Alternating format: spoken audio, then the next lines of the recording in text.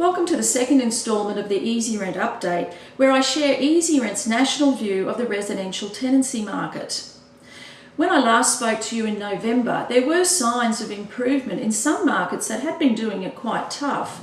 However, those green shoots seem to have shriveled. Perth, Adelaide, the Brisbane CBD corporate market.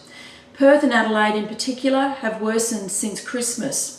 The Brisbane corporate market, as reported by our Brisbane building managers and inner city landlords, seem to be hanging in there though. So let's take a look at vacancy rates across the country. Now these figures are from February 2017 and are sourced from SQM Property Research. Now remember, a market with a vacancy rate of below 2% is seen to be in favour of landlords. A market with the rate above 2% favours the tenants. Now our strong rental areas continue to be strong: Sydney, Melbourne, the ACT and Hobart, all with vacancy rates below 2%, ranging from 1.9 for Sydney down to just 0.7 for Hobart. Adelaide is in neutral territory as at February 2017 with a vacancy rate of 2%. However, our eezirent activity in March suggests that this might have worsened. I'd actually be very surprised if the vacancy rate was still at 2% for Adelaide. Brisbane and Darwin are struggling with vacancy rates over 3%, and poor old Perth continues to lag behind the country with a rate of 4.8.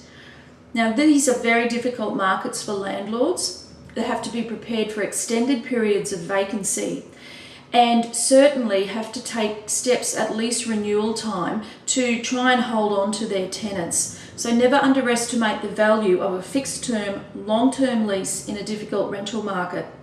It's very frustrating for landlords in these markets as they're offering quite good stock, well-maintained, tidy properties at what should be a fair rent. There just aren't enough tenants for them. So what causes some markets to rent very strongly and others to struggle? Well, it gets down to local economic activity. Rarely is there a national trend that will influence the rental market across the country. If there's plenty of business activity in the local market, that will be attracting workers who need a place to live.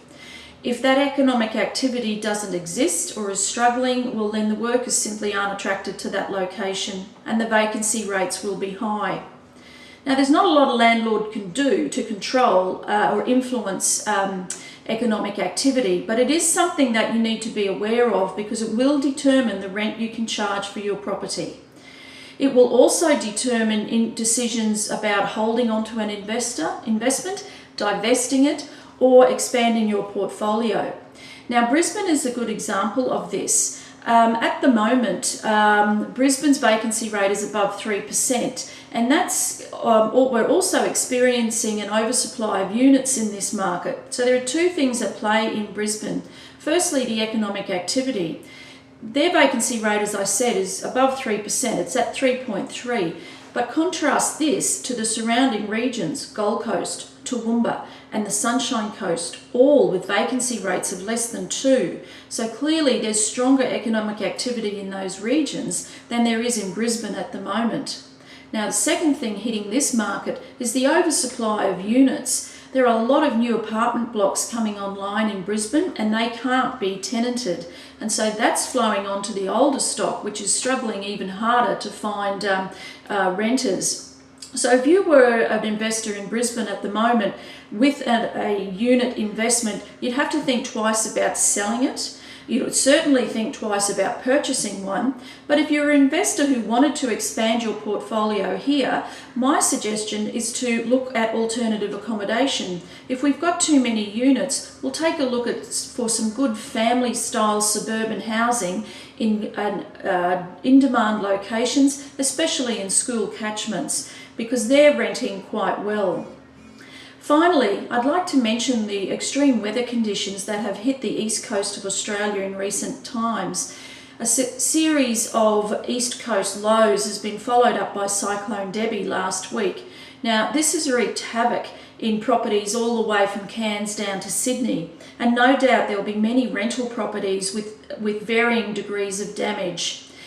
If this is one of your properties, then I suggest you take a look at an article on our blog site, The Honest Broker. It looks at what to do if your property has been affected by a natural disaster.